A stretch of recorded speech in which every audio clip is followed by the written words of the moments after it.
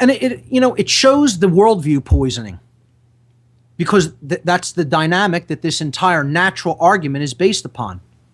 What do you think human nature is? What do you think the possibility for change is? If these aspects of the psyche, about how we view these dynamics of the world that we're living in and our expression of consciousness, is poisoned, I've called this worldview poisoning. These are the type of thoughts we're going to have. These are the type of views we're going to hold on to. And they're completely imbalanced. They're completely poisoned. And ultimately, they keep us in a state of powerlessness. And the only way to get beyond that point is to heal worldview by understanding what true human nature is about and understanding the value of individual life. We talked about this in the section. As a matter of fact, that was like the first real solution I got into, was worldview poisoning. I believe that's the first solution on the grassroots solutions for positive and lasting change that we listed and talked about. If you don't heal the worldview, nothing is going to be orderly or healed from that point forward. You're not going to create any kind of positive expression or manifestation if your worldview continues to be poisoned. And this is part of the natural argument for carnism that we have to get past. The third is necessary. And the main expression for this, people actually have made biological arguments, ecological arguments for why we have to keep eating meat, which is so ridiculous I'm not even going to talk about it, because the meat industry is one of the biggest ecological polluters of the entire world. And if you look at how much, if you just look at the stats regarding how much environmental degradation it takes to raise a pound of meat versus plant food, the stats are absolutely staggering. You know, I mean, we're doing so much destruction to the environment by the practice of animal rearing, animal husbandry, and carnism, that it's almost incalculable, the impact that this is having on the living system of the earth. The main aspect of the necessary argument isn't even just this ecological one, this ridiculous ecological one. It's the fact that we need to consume meat to be healthy. And this is complete logical fallacy as well, as I'm going to explain. And this is all born in meat industry propaganda. Part of the argument that was made for this was done in the book called The Vegetarian Myth by Lierre Keith. And I do encourage people to read this book. Okay, I'm not going to tell you don't read the propaganda for the other side. Absolutely check it out. I'd try to suggest borrowing it so you're not giving money to a diseased worldview like that, or trying to find it online. But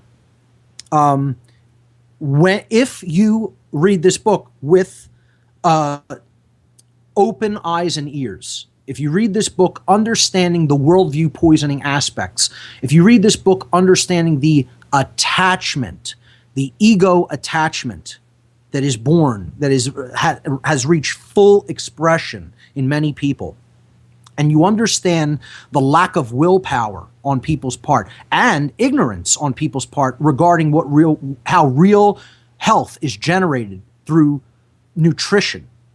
This woman seems to make convincing arguments to people who are not really in the know, because she argues these things normal, natural, necessary. That's the main crux of her argument. Very much ignores and takes the emphasis off of the actual suffering of these beings, the actual suffering of the animals. She knows hardly anything about real nutrition. She doesn't understand nutrient density in plant-based foods, how to unlock that, how to take that into the human body. She was doing veganism all wrong, completely wrong. And I'm not even going to completely advocate just a vegan diet. I don't have a problem with the vegetarian diet, or what some people have called the non-strict vegetarian diet, one that incorporates dairy products, which are animal byproducts. If you want to go full vegan, wonderful. Make sure you understand the health concerns associated with that to do it, and do it the right way. This person was not doing it the right way. And then blaming the dietary choice itself or lifestyle itself because she didn't have the full information regarding how to do it right. You know, she's pushing this Paleolithic diet, which again is another form of meat industry propaganda and poisoned worldview based on this Darwinistic notion of linear evolution, civilization, linear progress of civilizations. So she makes erroneous statements in the book as well, saying that, you know, we have a dietary need for saturated fat and cholesterol, which we don't. The liver makes the amount of cholesterol that we need, and we can get all of the essential fatty acids from plant-based foods. The essential fatty acids can be taken in from the plant-based foods, the things that the brain actually needs to build the neocortex of the brain, the whole brain, but specifically the neocortex, which is responsible for higher order thought function and truly human characteristics, and especially conscience and more moral concerns. All of that can be gotten through plant foods. I'm going to talk about what is necessary by the body and talk about what plant-based foods we can derive those nutrients from. And believe me, they're in these plant-based foods in dense quantities. There's no reason that the human being, now or ever, needed to actually consume dead animal flesh. This is a myth. This is something that has been propagated by people who want this practice to continue unabated and unchallenged in the mind. And it's provably false. The idea that it is necessary to eat meat is provably false. First of all, I honestly, you know, people who love the entire backing up every single solitary claim that is ever made by the human voice, you know, they want me to provide actual claims for this, and I'm going to. I'm going to actually provide the claims, what is necessary by the body, the knowledge of what is necessary to be taken into the body, and what plant-based foods we can get that from today on the show. And the problem here is that people actually don't think that simple experience is proof of the invalid nature of the belief that you need meat. I'm a healthy, energetic, intelligent, vital being, and I do not consume dead animal flesh, and haven't for 5 years. 5 years ago, when I went through a deeper aspect of the awakening before I started speaking, I finally reconciled this immoral behavior that I was participating in with the knowledge that I had taken into myself, and I willed myself to stop doing that immoral practice. So what we have to understand is there are people who are simply living proof, experiential proof, that argument is a logical fallacy, and have been for hundreds of years. We're going to talk about that more when we get into the occult side of things. I'm going to be bringing up work by high-level Rosicrucians and Freemasons on the topic of the immorality of the consumption of animal flesh. I'm going to be looking into the works of Max Heindel probably next week on this topic. From the Rosicrucian cosmo-conception. And I'll post links to all of this information as well with this podcast. We'll be getting into the law of assimilation. I'll be reading excerpts from the document known as Vegetarianism and Occultism by the Freemason C.W. Leadbeater. And it's a phenomenal short essay, I guess you could call it. It's not really a book, that really gets deeply into the moral reasons and the occult reasons for ceasing the practice of carnism. So the necessary argument Let's take a look at some of its claims. There's this thing known as the protein myth, that you can only get the proteins needed for the human body by taking in animal flesh. And this is incorrect. This is a logical fallacy that is repeated. It's a myth that is believed in by people. Let's take a look at what the body actually really does need. The body does need protein. This is true. The fallacy comes in that the proteins that we need can only be found in animal matter, in dead animal flesh. And that's not the case. Okay? The amino acids that we really need by taking in protein and having the body break it down, that's what the body really needs through protein. So there are tons of plant protein sources. And if you're being a vegan and you're not getting enough protein in your diet, it's because you're doing it wrong. If you're a vegetarian and you're not getting enough protein in your diet, it's because you're not eating right. You don't have enough information about what the body needs and the particular foods that contain those nutrients in high enough densities, and you're not adding those into your diet on a frequent enough basis. And that's it.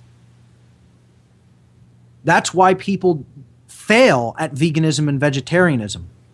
They don't have the complete knowledge of what needs to be taken into the diet on a daily basis. Protein sources in plant foods come from the following things that you need to add into your diet if you're a vegetarian or a vegan. Legumes, which is lentils, beans, and peas, and chickpeas. That's what you need to take in. That's a big source of protein in the vegetarian and vegan diet. All forms of legumes. Soybeans, which are not technically categorized as legumes, but if you add soy, tofu, tempeh probably better because it's a fermented form of it. A lot of people say that it doesn't have some of the possible bad health benefits of some soy products when it's taken in high amounts. I think soy should be used sparingly, and legumes should be one of your main sources of protein. Grains also have proteins. You can get good amount of protein from millet, from quinoa. Quinoa is an excellent source of protein. That's a grain.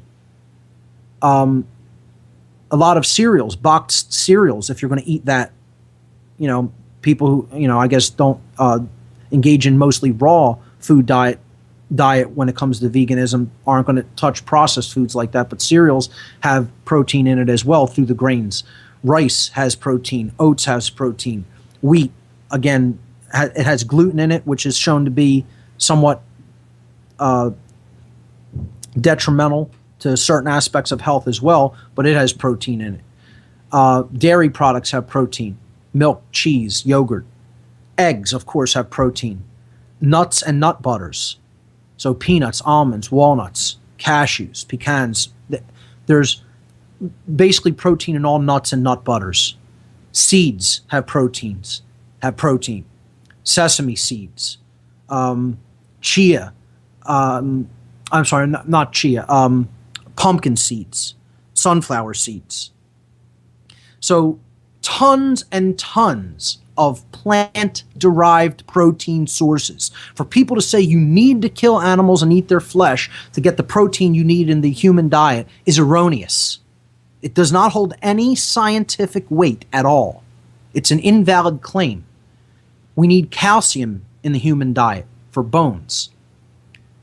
You can get that from soy, tofu. You can get that from cereal grains as well. Okay, you can get that from kale. Kale has protein in it. Broccoli has, calcium. We're talking about calcium now. Kale has calcium in it. Broccoli has calcium. Bok choy is another excellent source of calcium. Legumes also have calcium in them. Again, lentils, beans, chickpeas. Nuts and nut butters also have calcium in them. And seeds also have calcium in them as well. So more plant, vegetable-derived sources, seeds, legumes, plants that have tons of calcium in them. If you're not eating these foods on a daily basis, you're doing vegetarianism and veganism wrong.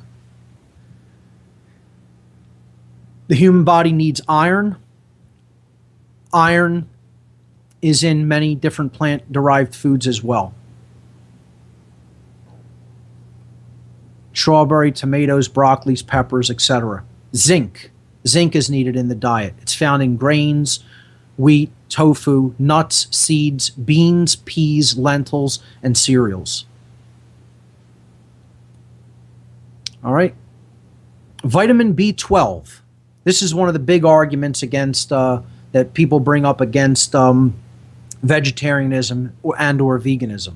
Well, vegetarians don't really have any problem getting enough B12 in their diet, because if you're going to eat any eggs or take in milk, there's B12 within those things. Vegans will often have to supplement their diet somewhat with things that are in the things that have B12 within them. Soy beverages, nutritional yeast, and cereals are important when it comes to getting enough B12, vitamin B12 in the diet, and it is an important vitamin. It can be done with a vegetarian diet, and it can even be done in a vegan diet, in a vegan lifestyle. It is not impossible. It requires some will in order to do it and do it properly. And people who aren't doing this properly want to blame the entire lifestyle and the choice, the moral choice, and say somehow it's necessary that we need to take in dead animal flesh. And again, I would say what this really is, if you really read the vegetarian myth and try to psychoanalyze what's really going on in this person, she doesn't have enough knowledge. She harmed her body through the ignorance that she did this type of diet with. She didn't go in with full knowledge. She harmed her body, developed chronic disease as a result, then tries and turn it around and blame it on something other than her own ignorance. And that is what's going on psychologically with Lear Keith. It's transference of blame to someone to the actual practice of vegetarianism and veganism, not her ignorance, which actually caused her conditions. And she's not only in a physical condition, I would emphatically state she's in a condition of psychological imbalance. And this is evidenced greatly by some of the statements that she makes when she talks about when she broke her vegan, quote, vegan. I want to say that also emphatically. She didn't really live a vegan lifestyle. She binged on meat because of urges that she had. That's not being vegan. Being vegan is not eating any meat products, any animal products at all. Okay? Even animal derived. Vegetarian, you don't eat meat, you don't eat any animal flesh. You will use eggs, cheese, milk, etc. So dairy products and plant-based foods. But she did not engage in real veganism, number one. So that's a misnomer. When she claims she was vegan for decades, isn't accurate. And secondly, she also betrayed the psychological underpinnings that were really going on in her mind when she basically talked about when she broke her, vegan streak and started eating fish again because she loved tuna fish. And she made the statement that when she ate her first tuna fish sandwich after, being vegan for so long, that she couldn't even believe the absolute incredible euphoric feeling that she got. Every cell in her body was tingling, she put it like, and she said, wow, this is what it really feels like to be fed and to be alive. No, incorrect. That's what it feels like to be an addict and to be getting a fix, because you're still not willfully strong enough to overcome an addiction to an immoral practice. And you're still so hung up on how it makes you feel, meaning not the real you, the higher case S self you, but the lowercase s, the sense self, the 5 sense self. She's so attached to how that felt. Let me tell you something, ladies and gentlemen. No one in my entire circle of friends and family, and you can ask anyone who knows me, anyone who knows people who know me, I challenge you, call them, write to them. Ask people if there's anyone they know in their circle of friends that includes me, okay, if they know me personally, when I was a meat eater, when I was a carnist, who could put away more meat than me. I want you to go and ask them. And seriously, I know personally no one else. I'm not saying there's tons of people who are like, professional eaters and,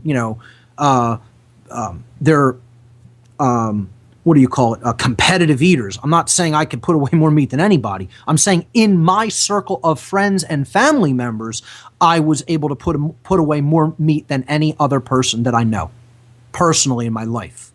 That's what I am saying. And that can be corroborated by asking anyone who knows me. The amount of meat that I would eat when I was younger, you would have a hard time even conceiving of it.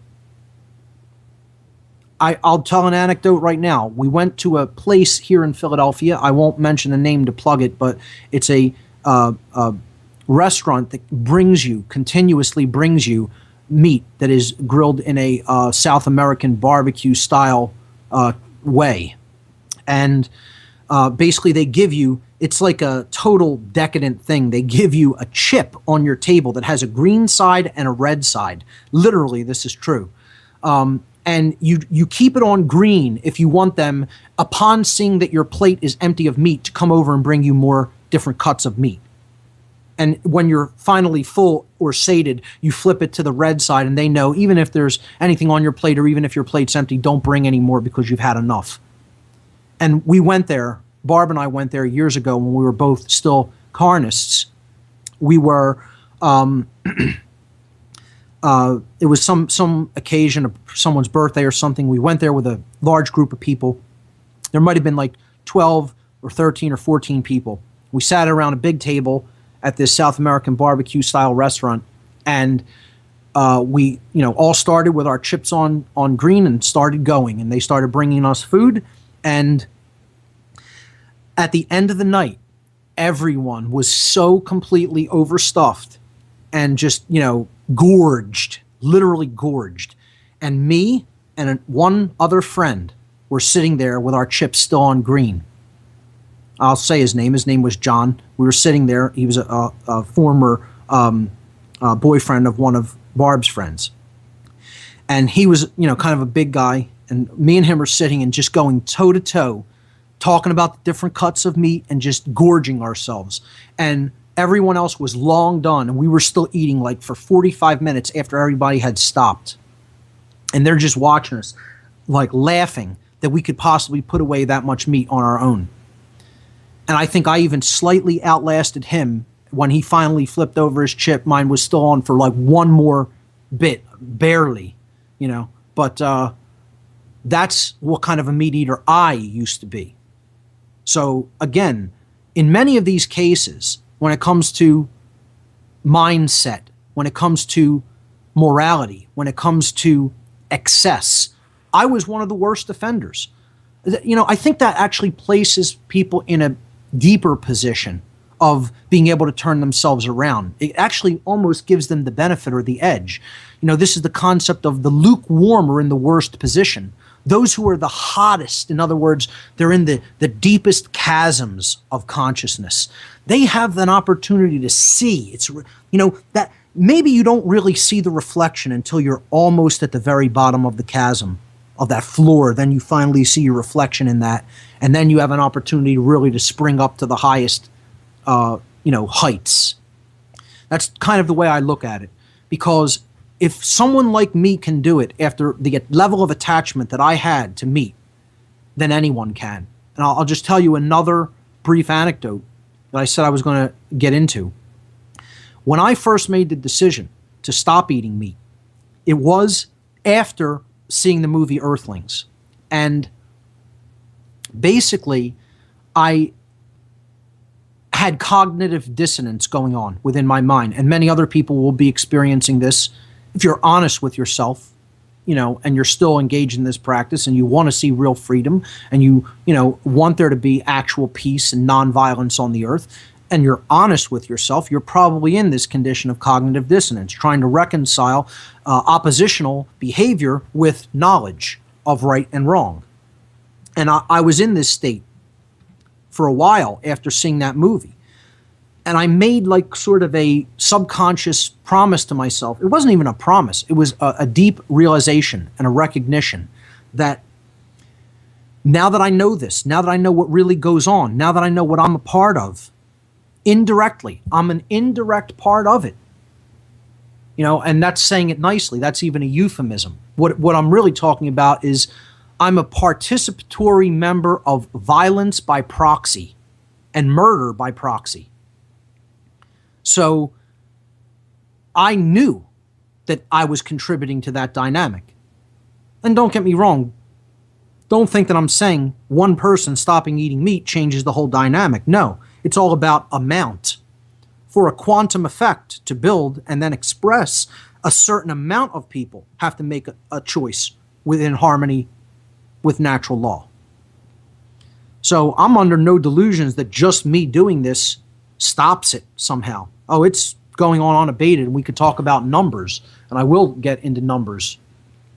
But, I decided that, again, it's me versus the all. It doesn't matter what the all is doing. I need to worry about what I'm doing. What are my actions contributing to? Am I part of the dynamic of the creation of that suffering? Am I part of the dynamic of the negative injection of energy into the field of consciousness that we're all living in? And the answer was yes. I had to ask myself the question that I tell people to ask in slide number 11. After I'll talk about numbers a little bit and I'll ask that question, but it's essentially, what am I contributing in the way of energy, pumping energy into this dynamic on Earth? Am I on the right side of that equation? Is what my behavior is doing contributing to the negative energetic dynamic on Earth? And the answer was yes. And therefore, I had to approach it apophatically, meaning from the negative perspective, meaning I need to stop doing something that is harmful. Am I engaged in harm or indirect harm? That's the question. Then stop doing that action. It's the apophatic pathway to truth. Is this behavior engaging in harm? Does it include engagement with harm and engagement in the violence ideology, the ideology of violence and domination? And if the answer is yes to that question, then you have to apply apophasis to your behavior.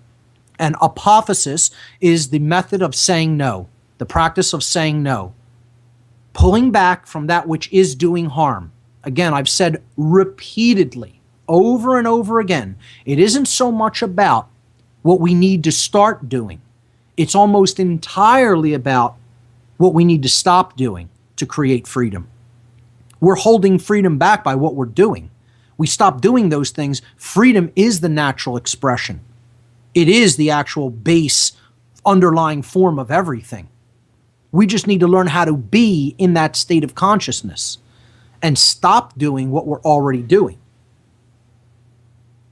Unfortunately, we've come to such a horrible fall in consciousness that our condition, the default condition that we have created is that, tyranny and enslavement and oppression and violence is like the default condition here on Earth. Well, the only way to really change that is to stop engaging it, stop supporting it, stop obeying it, stop complying with it.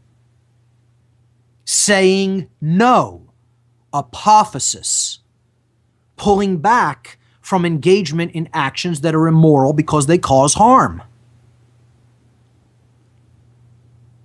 Then the manifested result will be peace, order, harmony, freedom, and justice on Earth.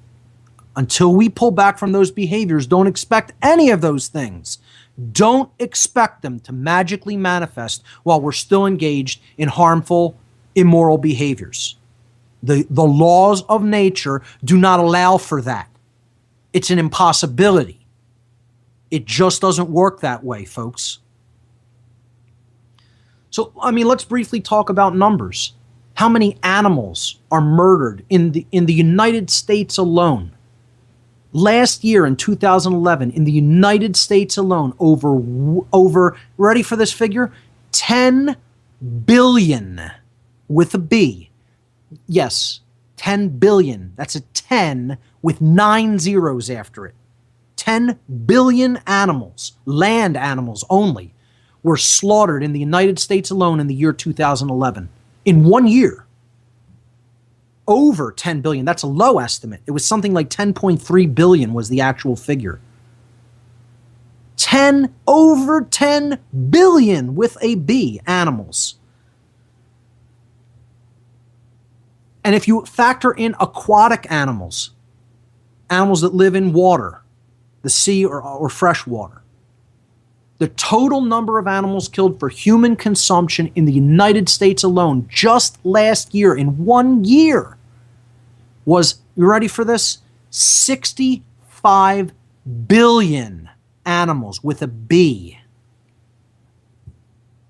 65 billion animals only in the United States. That's not the entire world. That is 9 times more than the population. More than 9 times greater than the population of the entire world as far as human beings go.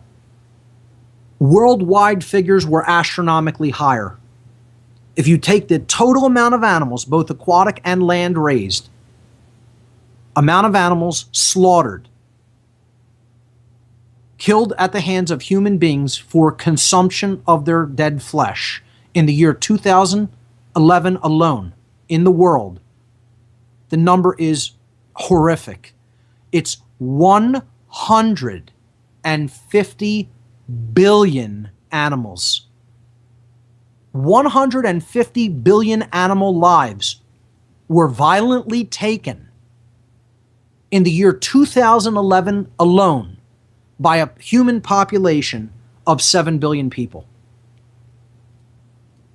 That is over a 21-to-1 ratio for every person alive on the planet. And I ask people to ask only one question when it comes to looking at those figures. What is this practice doing energetically to the field of energy and consciousness in which we are all living? What do you think it's doing? And I ask you to say, try to find out what it really is doing versus what you think or believe. Try to get actual empirical data about what that's actually doing. And it's possible to do that work. If you really want to know, that answer lies within all of us. The true answer to that question about what that is doing lies within each and every one of us. If we're honest with ourselves. If we're willing to do the work to go within ourselves to acquire that answer. You may not find that answer in a school book or an encyclopedia or even on the internet, but it exists, and there is a truth regarding it. And I'll tell you what it's doing. And don't believe me. Try to know for yourself. That is turning the energetic vibratory energy, the vibratory dynamic of this planet, into a hell world. These animals suffer inhumane and cruel treatment, often not even being able to stand, treated like a thing. You watch the movie Earthlings and put yourself in the position of one of those animals. And if you can't identify with that level of suffering, you are a speciesist, as they call it in Earthlings, at the very, very best. But really, what I would say that someone who can't really I would say if someone does not really have a deep, visceral, emotional gut reaction in a negative way to what they see in the movie Earthlings, you should be seriously concerned that you are already at least a secondary psychopath. And I know that's like, a catch-22, because how can a psychopath really be concerned about anything? Well, maybe it's not, because psychopaths are generally concerned about themselves, but they just don't care that they don't care. That's how psychopathy works. So I'll suggest it in a different way. If you watch this movie with someone else and they don't have a visceral, emotional gut reaction to what they're seeing in a negative way, then you will be really empowered to know that you're probably most likely dealing with a psychopath. And I would say if you're going to watch it with somebody else, try to be wary about whether they're feigning that concern, that emotional reaction. You could tell if you're good enough at reading people whether they're faking it or not.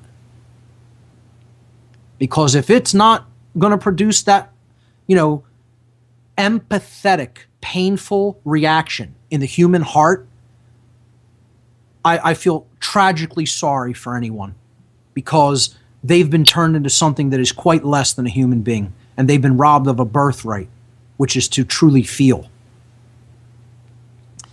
So that's my challenge, and I'll be posting the link to the movie. And I've told people in the past I didn't recommend them watching it because of that reason. I'm going to reverse my position on that and say, if you really want to get involved in the real dynamic of why human freedom isn't a present condition here on the earth, and probably is not going to be for a long, long, long time, as long as we stay attached to these erroneous belief systems and these false axioms that we have built our behavior upon. I would suggest that Earthlings is actually a good movie to view to understand why that dynamic is in place. And next week, I'm going to really talk about the occult aspects of this dynamic and really get into the principle of correspondence. I put a somewhat comical image, if you could even call it that I found out there floating around as an internet meme. A human being laying on a table with aliens around him saying all the different justifications for the continuance of carnism. Oh, we have our own problems. We don't have time to worry about whether they suffer or not. And this guy's laying out on their feast table with an apple in his mouth, surrounded by, vegetables and trimmings. This is in image number 12. They kill other animals for our food, so why shouldn't we do the same? Oh, there's that erroneous logical fallacy, quote, unquote, natural argument. Don't worry, this one was killed humanely, quote, unquote. The logical fallacy that you can murder something humanely. I do feel bad, but I could never give up my meat. It's just too tasty. Let's be honest, that's what the real justification is in everyone's mind. They don't want to employ the will. They don't want to exercise the will to change an existing behavior that is ultimately destructive and is ultimately creating part of the creating dynamic of why we are enslaved. And if you don't understand that, you still don't really get the why. You can only see the what. You can see the symptom, and you might disagree with the symptom, and you may not want the symptom present, but you still don't have the master key of why in hand that it's happening, because you do not grasp the principle of correspondence, the law of correspondence. That as we do to others will be done unto us. The end for all eternity. It all